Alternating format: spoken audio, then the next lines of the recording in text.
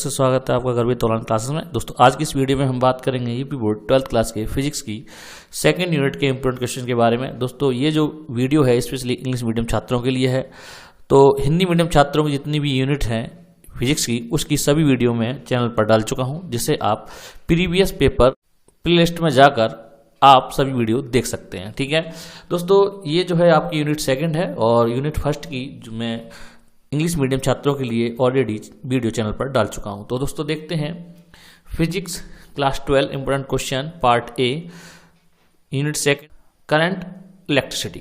Chapter आपका 3 है current electricity. ठीक है, तो देख लेते हैं सबसे पहले हम very short answer type question, क्योंकि आपकी जो MCQ क्वेश्चन है कहने का मतलब मल्टीपल चॉइस क्वेश्चन, उसकी जो शॉर्ट वीडियो है वो मैं चैनल पर डाल रहा हूं। ठीक है, तो देख लेते हैं। तो दोस्तों क्वेश्चन नंबर 1 है, in hydrogen atom the electron makes 6 × 10⁻15 revolution per second, find the equivalent current following in it. तो इसका जो आंसर होगा I बराबर आएगा आपका, जब आप इसे सॉल्व करेंगे 9.6 × 10⁻⁴ एम्पियर। नेक्स्ट बात करें question number 2, what is the relation between drift velocity and relaxation time of free electron in metals. ठीक है, तो वेरी वेरी इंपॉर्टेंट क्वेश्चन है आपका, होता है VD = EV toy upon ML। ठीक है, यहाँ टॉय जो है वो आपका रिलैक्सेशन टाइम है। उसके बाद बात करेंगे question number 3, define mobility of charge. ठीक है, तो बढ़िया क्वेश्चन है। क्वेश्चन इसका आंसर देख लेते हैं, the ratio of drift velocity VD of any charge carrier and acting electric field E is called mobility of that charge carrier। Next बात करें question number 4, right the relation between electric current and drift velocity. Very very important आपका, तो इसमें होता है आपका I = NEA VD, जहां VD जो है वो आपका ड्रिफ्ट वेलोसिटी है। नेक्स्ट बात करें question number 5, write down the definition and unit of specific resistance. तो इसका आंसर देखेंगे, the ratio of electric field intensity E at a point inside a metallic wire and current density J is called specific resistance. तो इसका होता है ρ = E/J, जो बराबर हो जाता है RA/I, और यहाँ पर जो यूनिट होती है वो होती है ओम मीटर। नेक्स्ट बात करें question number 6, draw the graph between potential difference and current for metallic conductor and bulb of a torch at low potential difference. तो आप देख सकते हैं दोनों के बीच ग्राफ आपका बना हुआ है। ठीक है, नेक्स्ट बात करते हैं question number 7, in a atom electron is moving with the speed of 6.6 × 10⁴ meter per second in the orbit of radius 0.7 angstrom, find the equivalent current in the orbit. ठीक है, तो इसका जो आंसर आएगा आपका करंट I = आएगा 2.4 × 10⁻⁵ ampere. इसमें जो फॉर्मूला लगेगा I बराबर E/T, और T बराबर आप लगाएंगे 2πr/V। ठीक है, और यहाँ पर I बराबर जो टोटल फॉर्मूला बन जाएगा इन दोनों को मिलाकर वो बनेगा I बराबर EV/2πr। उसके बाद जो I का मान आएगा आपका 2.4 × 10⁻⁵ एम्पियर। नेक्स्ट बात क्वेश्चन नंबर 8, जो आपका वेरी वेरी इंपॉर्टेंट है, what do you mean bye drift velocity of electrons. Very very important. ठीक है, तो इसे आप तैयार करके जाएंगे तो इसका आंसर है the small constant velocity with the which the free electron get drifted toward high potential end of wire under the effect of the applied electric field. ठीक है, नेक्स्ट बात करते हैं question number 9, draw graph between voltage V and current I for ohmic and non ohmic circuit. तो ठीक है, तो इसमें आप देख सकते हैं ओमिक सर्किट के लिए आपका होगा ये वाला ग्राफ, जिसमें आपकी एक सीधी रेखा जाएगी, और आपका जो नॉन ओमिक सर्किट होता है उसके लिए आपको इस तरीके से वक्र के रूप में एक रेखा जाएगी। नेक्स्ट बात करते हैं question number, what is specific conductivity, what is its unit and dimensions. तो देख लेते हैं, inverse of specific resistance of any substance is called its specific conductivity, it is denoted by sigma. तो यहाँ पे सिग्मा बराबर होता है 1/ρ। यहाँ पर जो यूनिट आएगी वो आएगी आपकी ओम इनवर्स मीटर इनवर्स, और इसकी डायमेंशन जो आएगी वो आएगी m⁻⁻1, l⁻⁻3, t⁻3 और a⁻2। नेक्स्ट बात करते हैं question number 11, describe increase in resistivity of metal with increase of temperature.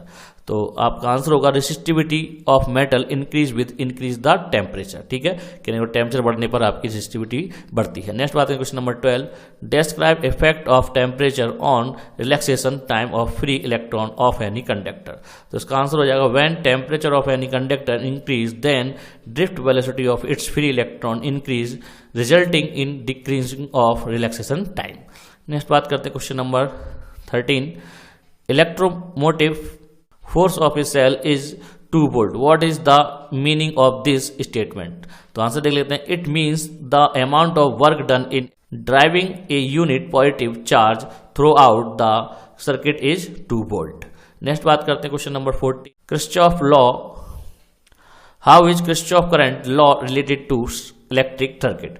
ठीक है, तो बहुत बढ़िया क्वेश्चन है आपका, आंसर देखते हैं। The algebraic sum of all current join at a joint in a electric circuit is 0। ये आपका किरचॉफ करंट होता है। ठीक है, नेक्स्ट बात करते हैं question number 14, very very important, why is EMF measured by potentiometer accurate. और करके ये मतलब दूसरे तरीके से ये वाला क्वेश्चन पूछा जाता है, why is potentiometer called an ideal voltmeter. ठीक है, तो बढ़िया क्वेश्चन है, आप दो तरीके से पूछा जाता है, तो आप दोनों तरीके से आपको आंसर यही लिखना है, तो आंसर देख लेते हैं। In zero deflection position no current flows through potentiometer, it is equivalent to an ideal voltmeter of infinite resistance, thus it is called ideal voltmeter। Next बात करते हैं question number 16, current of 2 milliampere at 50 volt and 3 milliampere at 60 volt flow in a conductor, clear using calculation whether the conductor is ohmic or non ohmic। ठीक है, तो आप R1 बराबर निकालेंगे V/I, तो यहाँ से आपका मान निकलेगा 25 किलो ओम। उसके बाद यहाँ पर जब R2 निकालेंगे आप, तो इसी फॉर्मूले से तो आपका निकलेगा यहाँ पर 20 किलो ओम। ठीक है, बाकी आपके V और I के मान आपको यहाँ पर अलग अलग दे रखे हैं, आपके पहले लिए दे रखे हैं 2 मिली एम्पियर और 50 वोल्ट, उसके बाद दे रखा 3 मिली एम्पियर और 60 वोल्ट। ठीक है, तो आप दोनों को इस तरीके से रखकर मान निकाल सकते हैं। नेक्स्ट बात करते हैं question number 17, a wire is stretched by 2 times of its length, what will be the effect on its resistivity. तो आंसर दे लेते हैं, the resistivity of a conductor is the specific property of the material of conductor, hence when length of the wire is increase 2 times its resistivity would not be affected. Next बात करेंगे question number 18, 2 bulbs 60 watt and 220 volt and 40 watt and 220 volt are joined in series with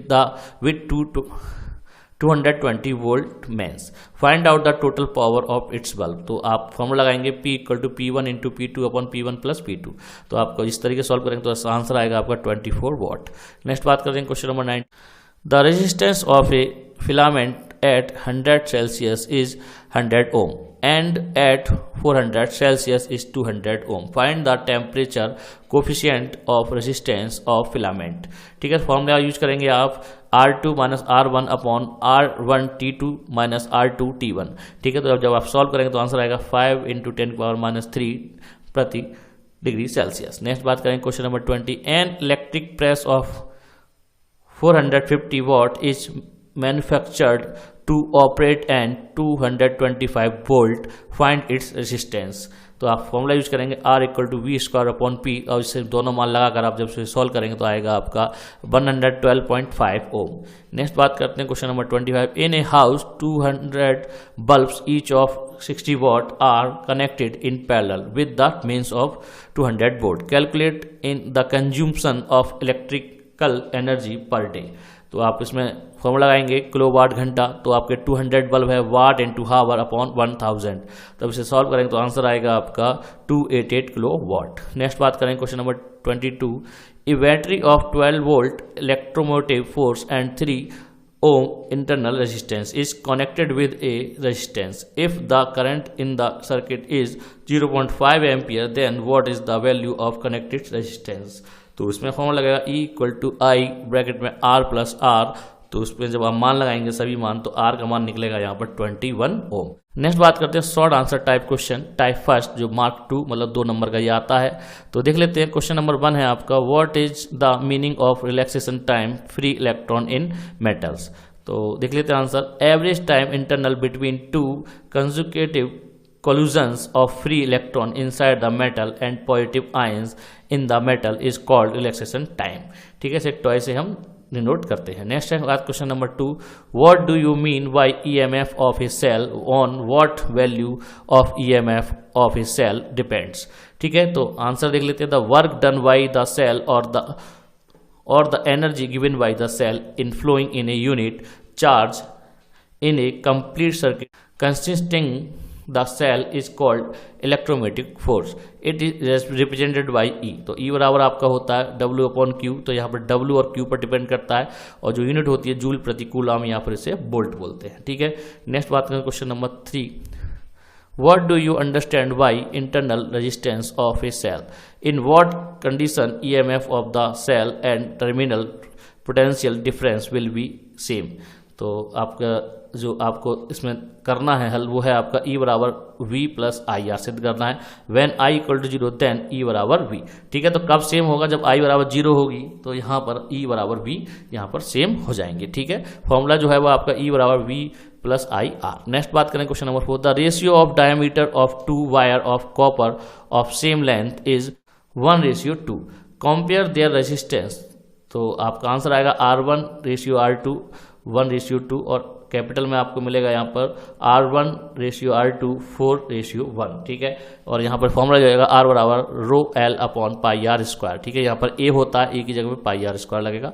next बात करें question number 5, find out the reading of voltmeter with the help of the given electrical circuit. ठीक है, तो यहाँ पर circuit दे रखा है और किसके हिसाब से यहाँ पर वोल्टमीटर की रीडिंग पूछी है, तो आंसर आएगा किर्चॉफ्स सेकंड लॉ। तो यहाँ पर फॉर्मूला लगा V1 equal to E1 minus I1 R1। तो जब इसे सॉल्व करेंगे तो आंसर आएगा आपका 14 वोल्ट। नेक्स्ट बात question number 5, a cell of EMF 10 volt and internal resistance 3 ohm is connected to a resistor in series. If the current in the circuit is 0.5 ampere, then find out the resistance of a resistor and in terminal voltage across the cell. तो इसमें जो formula लगेगा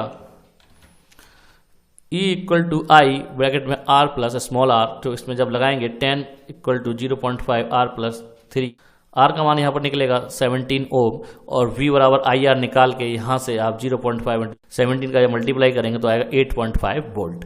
next बात करते हैं short answer type question, second type, जो आपके mark 3 number का ये क्वेश्चन आता है। तो देख लेते हैं कौन कौन से क्वेश्चन। क्वेश्चन नंबर 1 है, what do you mean by internal resistance of a cell on which points is depend. ठीक है, तो उसके बाद इसमें जो किस किस चीज पर डिपेंड करता है वो हम देख लेते हैं। सबसे पहला है आपका it is proportional to distance between both plates of the cell, पहली होगी। दूसरा, it is inversely proportional to the area of plates immersed in a solution. Next बात करेंगे तीसरे पॉइंट की, it is proportional to the concentration of the solution of electrolyte.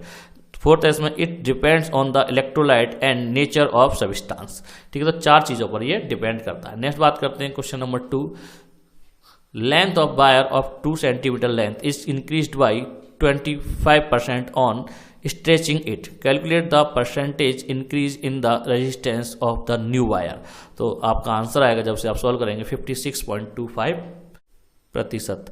Next बात है question number 3, the ratio of length and mass of 3 wire of same material are 3:2:1 and 1:2:3 respectively. Find the ratio of resistance of these wires. तो आपकी आएगी आपका R1:R2:R3 equal to 27:6:1।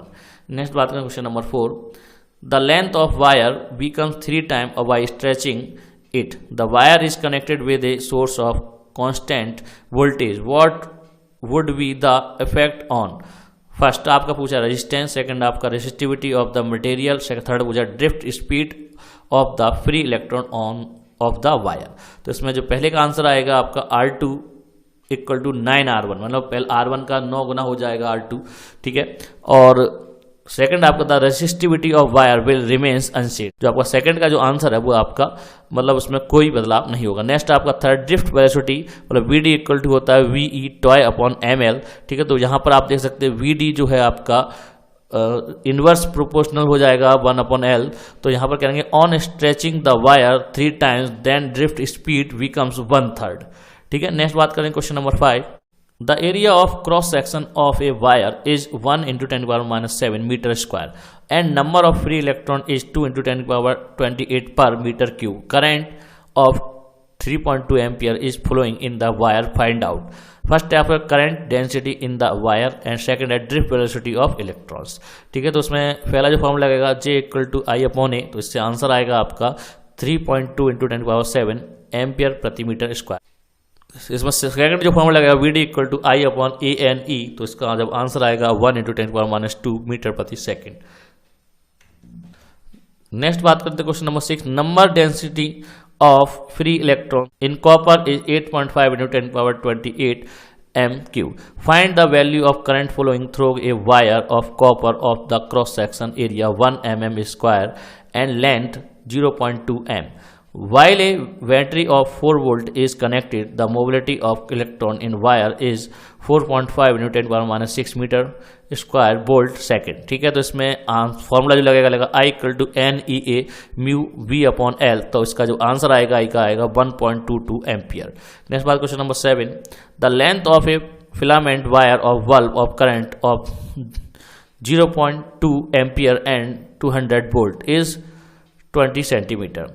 Specific resistance of material of filament is 5 into 10 power minus 7 ohm meter. Calculate diameter of the wire. तो इसमें formula लगेगा R equal to rho into L upon pi R square, और यहाँ पर आपका are square हम निकालेंगे यहाँ पर, तो आर स्क्वायर बराबर हो जाएगा आपका रो और एल अपॉन पाई आर. ठीक है, इसके बाद जब आर का मान निकलेगा वो निकला 5.64 into 10 power minus 6 M square. इसके बाद पहले इसमें आपको स्क्वायर रूट निकालना पड़ेगा तभी आपका आंसर आएगा. नेक्स्ट बात करेंगे question number 8, how should 24 cells be connected with the external resistance of 6 ohm so that power consumption is maximum. The internal resistance of cell is 1 ohm.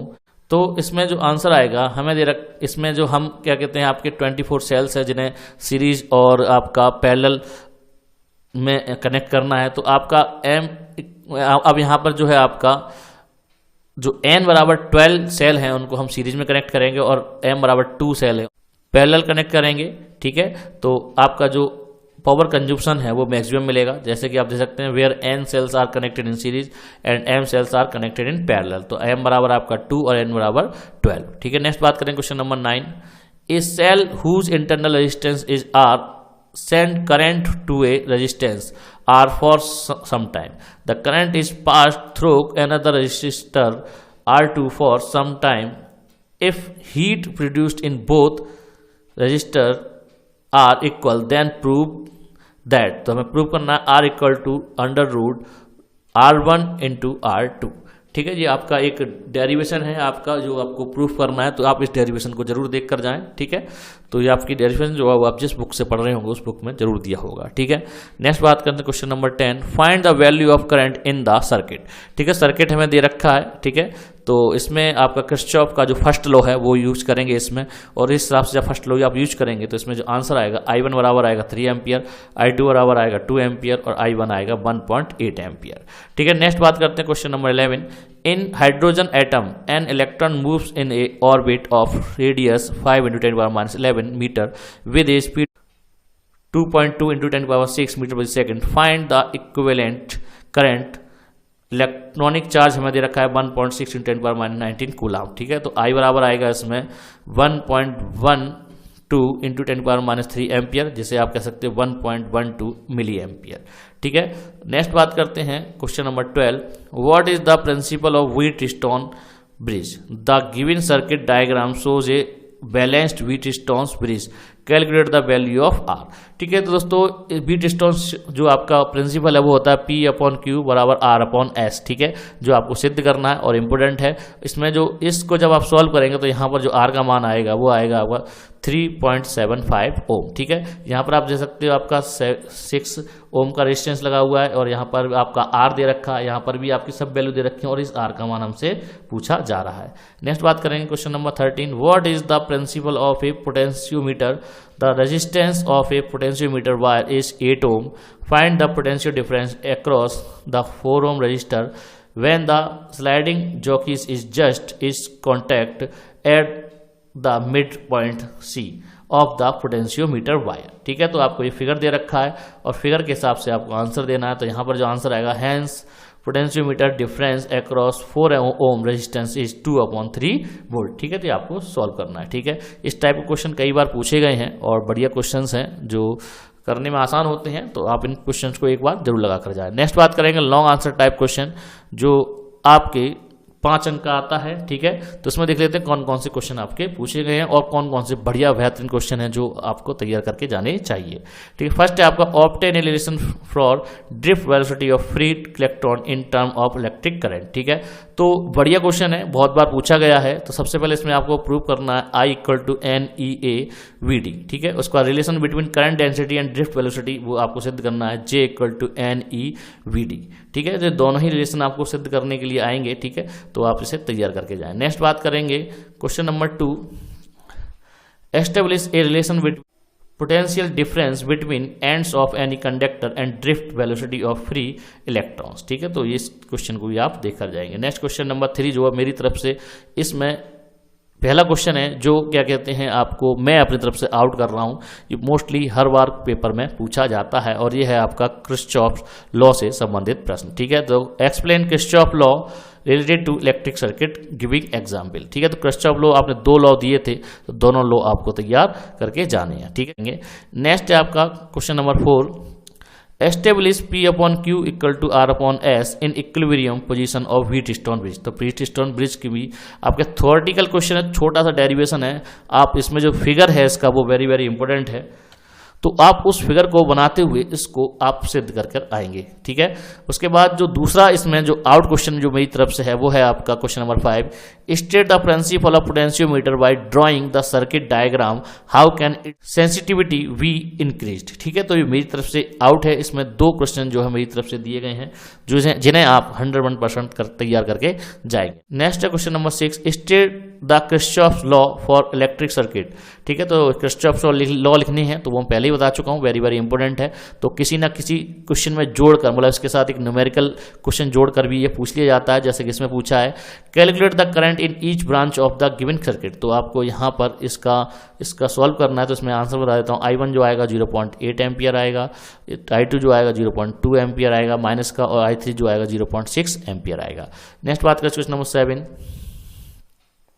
voltage of 2 volt is applied between the ends of 5 meter long wire of a potentiometer. Find the value of the potential gradient in the wire. तो आपका यहाँ पर formula use करना K = V/L 2/5 हो जाएगा, तो आएगा 0.4 volt meter. ठीक है, नेक्स्ट बात करते हैं question number 8, find out with the help of given circuit first current in and each resistor, second voltage across the EMF E1। ठीक है, तो ये आपका लास्ट क्वेश्चन है और वेरी वेरी इंपॉर्टेंट है।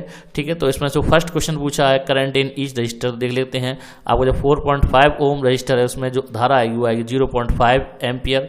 उसके बाद आपका 6 ओम में आएगी जो आपकी 1.6 एम्पियर, 3 ओम में जो आएगी वो आएगी 1/3 एम्पियर। उसके बाद जो सेकंड क्वेश्चन है जिसमें आपसे वोल्टेज पूछा है E1 में, तो वो आएगा E1 + IR1 का आपका फॉर्मूला यूज करेंगे तो आएगा 4.25 वोल्ट। ठीक है, तो दोस्तों ये रही आज की वीडियो जिसमें मैंने आपको UP board 12th class physics के 2nd यूनिट के इंग्लिश मीडियम छात्रों के लिए इंपॉर्टेंट क्वेश्चन बताए हैं। ठीक है, तो दोस्तों उम्मीद करता हूँ ये वीडियो आपको जरूर पसंद आई होगी। अगर वीडियो आपको पसंद आई तो लाइक करें, शेयर करें और हमारे चैनल सब्सक्राइब करना ना भूलें। मिलते हैं अगली वीडियो में। जय हिंद, जय भारत।